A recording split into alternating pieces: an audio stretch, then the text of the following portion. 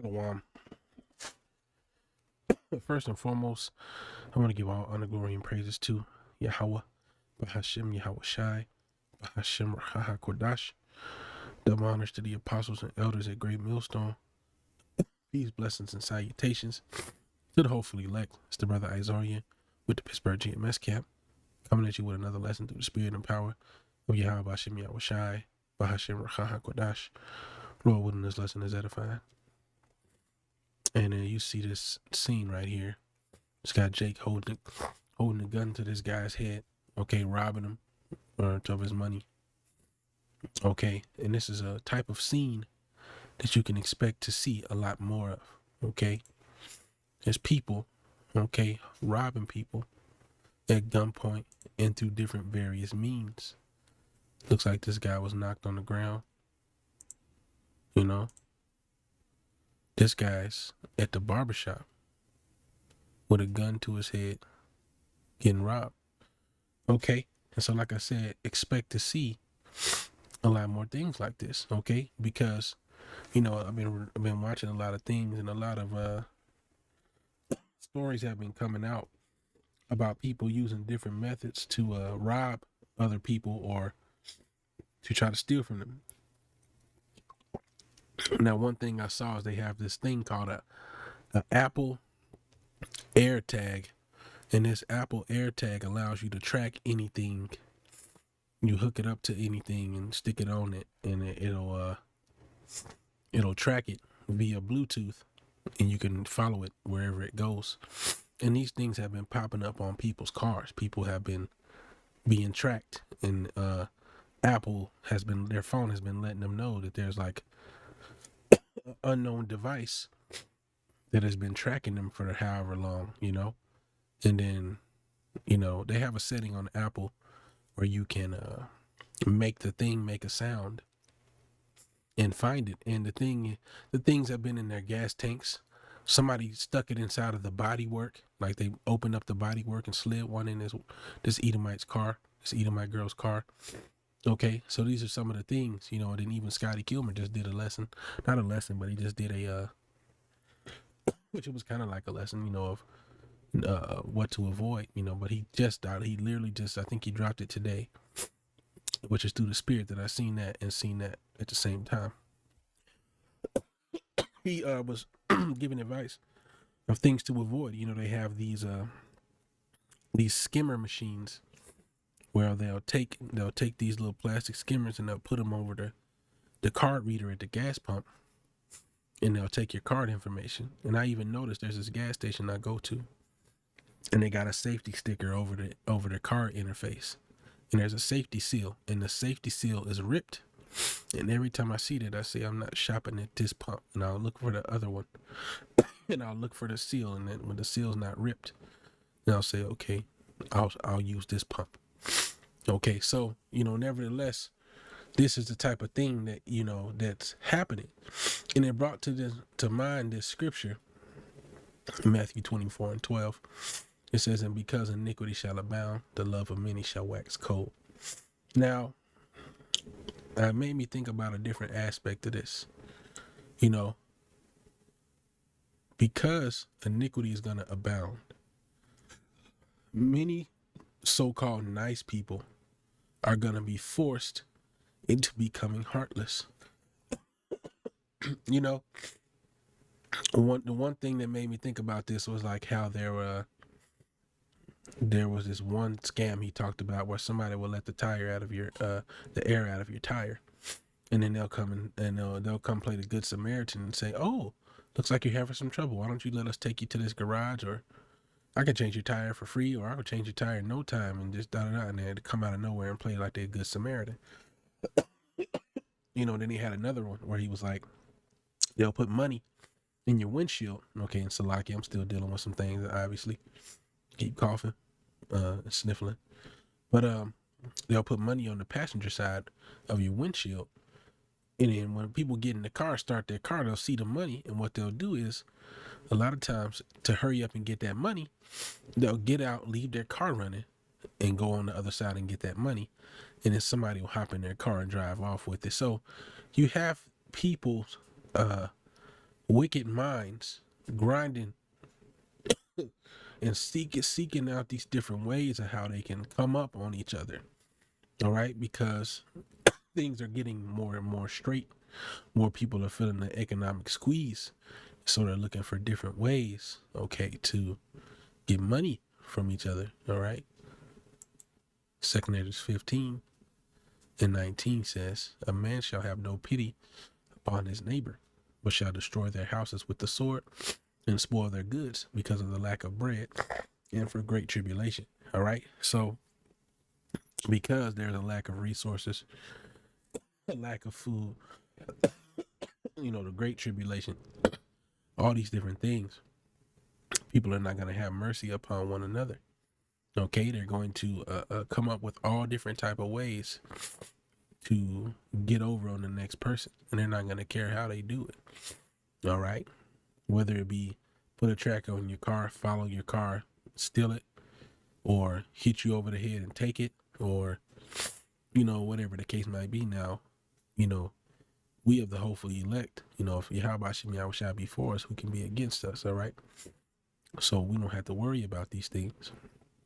Okay, but it will put you in a certain mindset of not being so, quick to render aid unto these wicked people.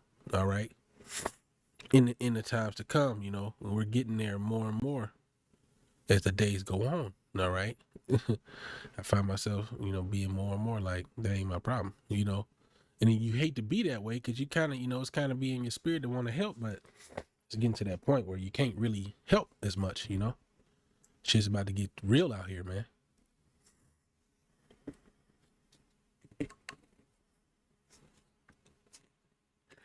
So I'm going to read this. 2 Ezra 16 and 21 says, "Behold, victuals shall be so good cheap upon earth, that they shall think themselves to be in good case.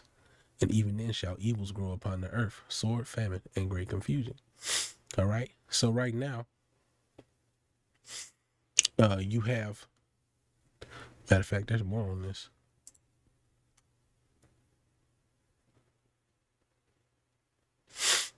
Second Ezra 16. I'll get to the point and read above it. So right now you have it where these different places still have certain deals. 7-Eleven been having certain deals. I don't think they end until the year ends. Okay. Been having them for consecutive months. Burger King been having their little deals. Different places got their food deals where people been on some like, oh yeah, But then you see these stories and it's like, yeah, evils are growing upon the earth, the sword, the famine, the great confusion. Different places is riding and, and having certain restrictions upon them, and they're not taking it. Different people is getting thrown into different camps and different things, okay, in other countries. Okay, but here you can go either 2 for 3, 3 for 5, whatever the hell, 3 for 3, 2 for, whatever. All right. And, you can kind of zone out and be oblivious. Shit, nigga, I got my 2 for 3 and my 3 for 3. I'm cool. Stomach full. These niggas, they get their blunts and their cigarettes and their stomach is full and they get their little drink. And they, they right as a whistle. Or whatever the saying is, and they chilling. All right. But nevertheless, these things are still growing. Okay, upon the earth. All right. You see? And it's gonna get real crazy out here. 2 Ezra 16. Okay. And 17. Woe is me, who will deliver me in those days? The beginning of sorrows and great mournings, the beginning of famine and great death, the beginning of wars, and the power shall stand in fear. The beginning of evils. What shall I do when these evils shall come? Behold, famine and plague, tribulation and anguish are sent as scourges for amendment. So the Most High is sending these things for people to correct themselves, okay, to take heed and do better, all right? But for all these things, they shall not turn from their wickedness, nor be always mindful of the scourges. So Jake hear that and they say, oh, that's bad. That's so bad. And then they go right back to what they was doing, all right? Behold, victuals shall be so good cheap upon earth, that they shall think themselves to be in good case. And even then shall evils grow upon the earth, sword, famine, and great confusion. All right? For many of them that dwell upon the earth shall perish of famine. A lot of people going to die from starvation. And the other that escape the hunger shall the sword go destroy. shall the sword destroy. Okay? And the dead shall be cast out as a dung. Dead bodies is going to litter the streets, and there shall be no man to comfort them. For the earth shall be wasted, and the city shall be cast down. All right? Please, there's going to be like ghost towns. There shall be no man left until the earth and to sow it. The tree shall give fruit, and who shall gather them? Okay? So it's going to be mass death happening in these different places, man. All right? Thus saith Yahweh Shem Yahweh Shai. You know, and it goes on more and more. All right? So, you know, we just have to be mindful of these things and of the times that we're living in. All right? But there's nothing to fear. You know, let me see.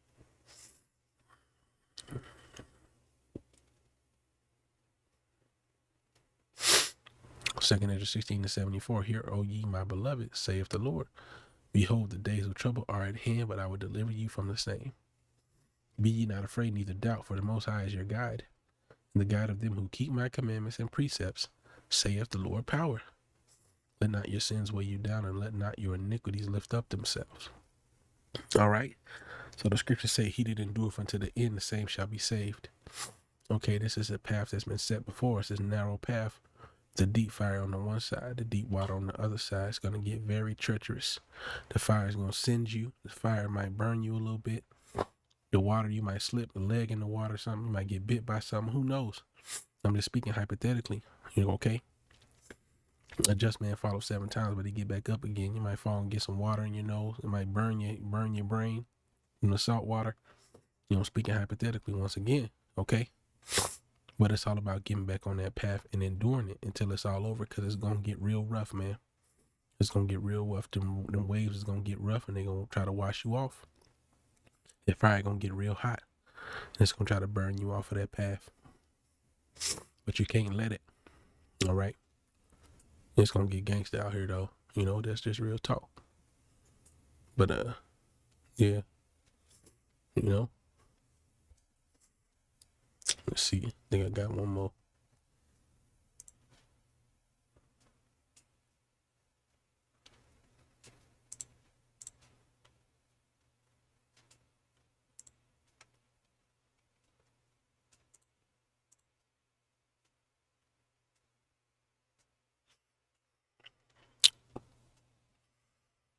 Psalm 62:1. Truly my soul waiteth upon my power. From him cometh my salvation. He only is my rock and my salvation. He is my defense. I shall not be greatly moved. Okay? So Yahweh Shem Yahweh Shai is our defense, okay? And we shall not be moved. Okay? Let's see.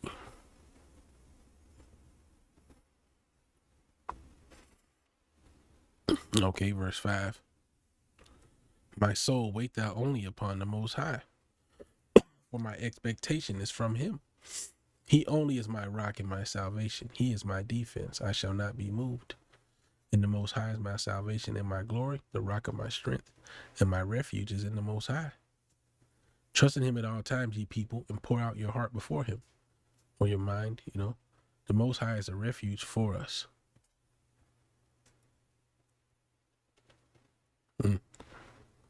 Yeah, Khan.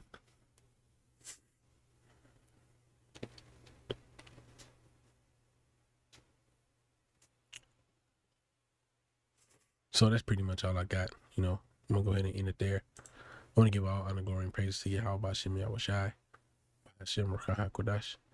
Double honors to the apostles and elders of Great Millstone. These blessings and salutations to the hopefully elect. With that, I want to say Shalom, Wa'ababa, Shalom.